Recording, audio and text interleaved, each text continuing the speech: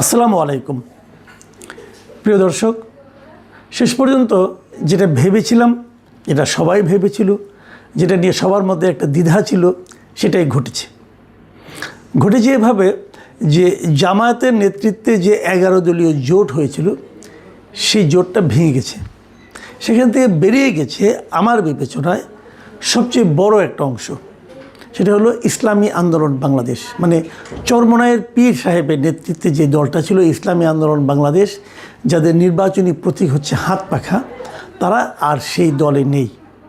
অথচ ইন্টারেস্টিং হলো, এই দলের মূল উদ্যোক্তা কিন্তু ছিল ইসলামী আন্দোলন বাংলাদেশ। তারা বলেছিল, তাদের মূল যে থিওরিটা ছিল সেটা হলো ইসলামের নামে যে দলগুলো আছে, মানে ইসলাম নামধারী যে দলগুলো আছে সারা দেশে, তাদের যে ভোটগুলো, মানে বাংলাদেশের অনেক জায়গায় কিন্তু আছে যে কিছু লোক আছে, ভোটার আছে, যারা নাকি মুসল্লি ধরনের, ইমানদার ধরনের, পরহেজগার ধরনের লোকজনকে ভোট দিতে চায়।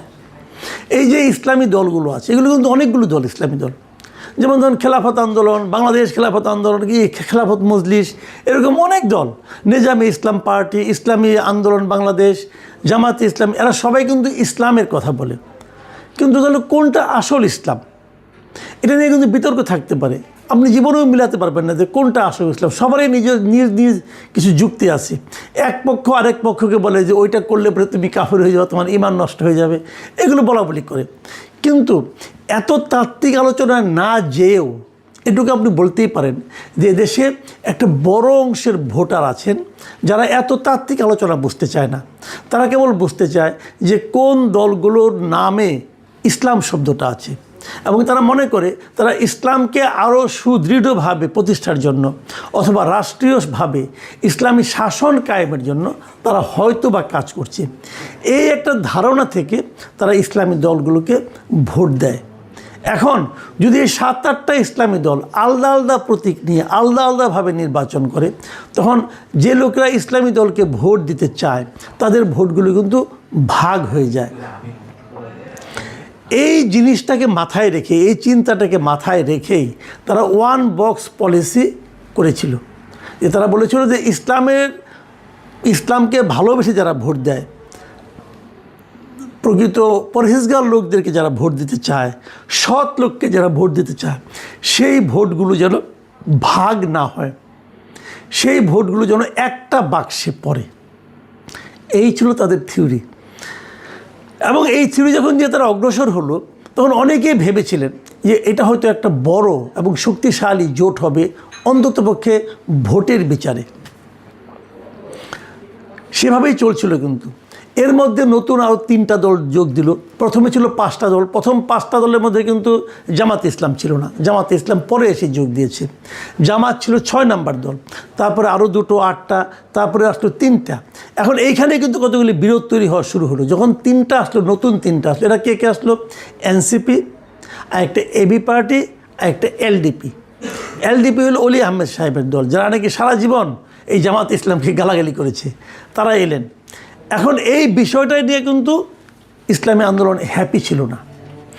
আনহ্যাপি হলেও সিট ভাগাভাগি নিয়ে আমরা দৃশ্য তো দেখেছি যে ইসলামী আন্দোলন চেয়েছে 50টা, তাদেরকে অফার করা হয়েছে 45টা অথবা 40টা। এটা নিয়ে ঘাপটা, এটা নিয়ে টানাটা। কিন্তু আমি যতটুকু জানি, আমি বিভিন্নভাবে বিভিন্ন সোর্স থেকে, এবং সব দলিতে কিছু লোকজন পরিচিত আছে, ভেতরে যে কথাটা আমি শুনেছি সেটা একটু শেয়ার করতে চাই।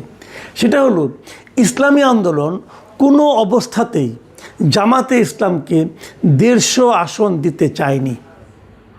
ইসলামী আন্দোলনের প্রথম বক্তব্যটা ছিল জামাতে ইসলামের মনোনয়নের সংখ্যা, মানে যতগুলি আসনে তারা মনোনয়ন দেবে, সেই সংখ্যাটা যেন 150-র চেয়ে কম হয়।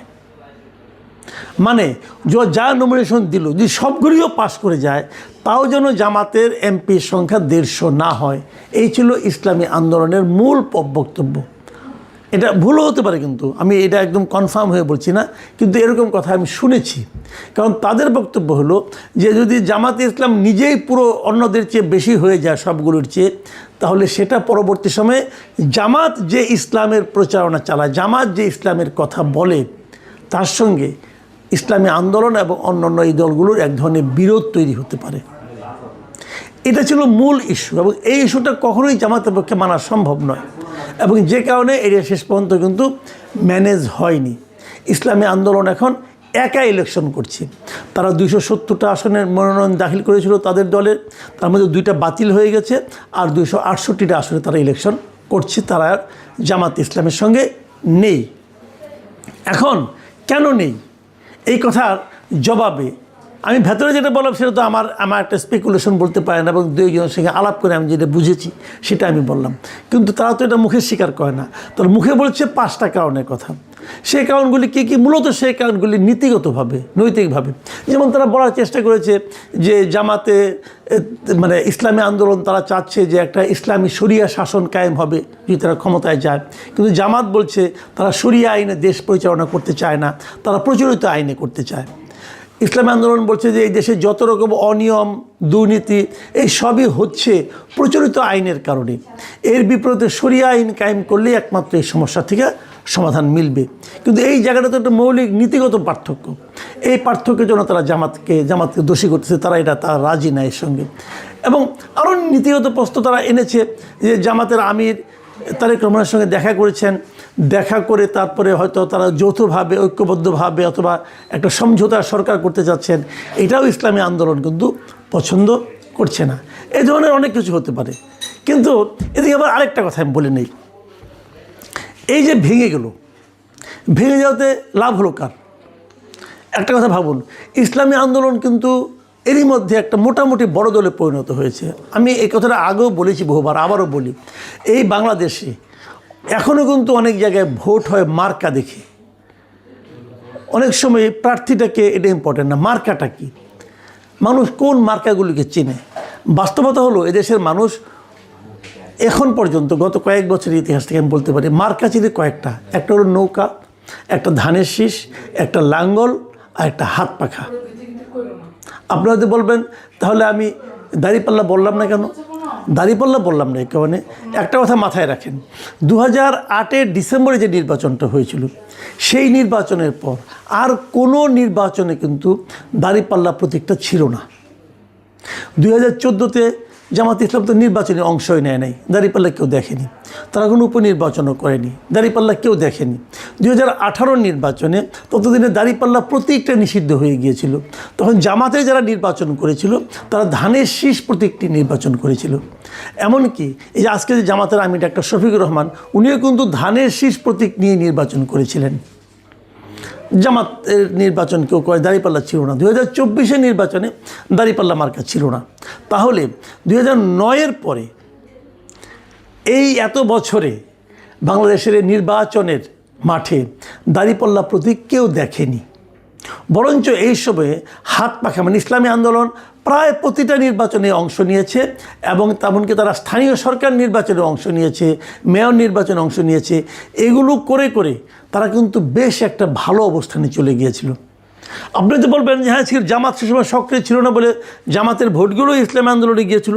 হ্যাঁ, এটা হতে পারে, জামাতের ভোটগুলো ইসলামী আন্দোলনে গিয়েছিল। ওই যে ইসলাম পছন্দ ব্যক্তিদের ভোটগুলো একটা বাক্সে নেওয়ার যে ফর্মুলা, এই ফর্মুলাটা তখন কিন্তু অটোমেটিক কার্যকর হয়ে গিয়েছিল। এই জন্য হয়তো ইসলামী আন্দোলনের ভোট একটু বেড়েছিল। কিন্তু পাশাপাশি এটাও সত্য, ইসলামী আন্দোলন এই সময়ে এই ফাঁকা মাঠে তারা কিন্তু ইসলামী রাজনীতির একটা ভ্যাকুয়ামকে কাজে লাগিয়ে বেশ ভালো একটা ভোট ব্যাংক করতে পেরেছে। কাজে ইসলামী আন্দোলন কিন্তু একটা, আমার বিবেচনায় একটা বড় দল, একটা বেশ বড় দল। এখন সেই ইসলামী আন্দোলন যখন সরে যায় তখন কিন্তু জামাতের যে জোট, সেই জোট কিন্তু ক্ষতিগ্রস্ত হবে, বেশ ভালোভাবে ক্ষতিগ্রস্ত হবে।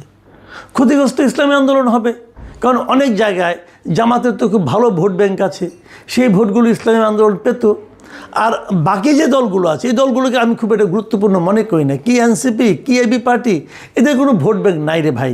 কি মামুনুল হকের দল, এদের কোনো ভোট ব্যাংক নাই, খুবই অল্প। কাজে এখানে মূল ভোট ব্যাংক আছে জামাত ইসলামী এবং ইসলামী আন্দোলন। এই দুটো এক থাকতে পারলে এরা কিন্তু একটা শক্তিশালী প্রতিদ্বন্দ্বিতা গড়ে তুলতে পারত। কার সঙ্গে তুলতে পারত? বিএনপির সঙ্গে তুলতে পারত। আর যখন তারা ভেঙে গেল, লাভ কার হলো? লাভ হলো বিএনপির। সিম্পল। লাভ হলো বিএনপির। আচ্ছা, একটা কথা বলেন তো, এই যে বিএনপির এত বড় একটা লাভ হলো, এর পেছনে কি বিএনপির কোনো ধরনের ইনভেস্টমেন্ট ছিল না? এর পেছনে কি বিএনপি কোনো ধরনের চেষ্টা চরিত্র করেনি? ভাই, বিএনপি তো একটা রাজনৈতিক দল, এটা তো কোনো চ্যারিটি অর্গানাইজেশন না, এটা তো কোনো দাতব্য প্রতিষ্ঠান না। বিএনপি একটা রাজনৈতিক দল, এবং এই রাজনৈতিক দল কি কোনো রাজনীতি এখানে করেনি? করেছে কিনা আপনারা খুব শিগগিরই বুঝতে পারবেন। অনেকে তো এমনও বলা বলি করছেন যে ইসলামী আন্দোলনে বেশ কিছু প্রার্থী এখন দেখবেন বের হয়ে আসবে, সেই জায়গাগুলোতে বিএনপির প্রার্থীর দুর্বলতার কারণে অথবা নিষ্ক্রিয়তার কারণে। যদি সেরকম কিছু হয় তাহলে আমি মনে করব যে জামাতে ইসলামী, যা নাকি এতদিন ধরে নানা রকম কূট কৌশলের জন্য বিখ্যাত হয়ে উঠেছিলেন, গুপ্ত রাজনীতির জন্য বিখ্যাত হয়ে উঠেছিলেন, তাদের জন্য বোধহয় একটা বড় ধরনের ধাক্কা এবার নির্বাচনে পড়বে।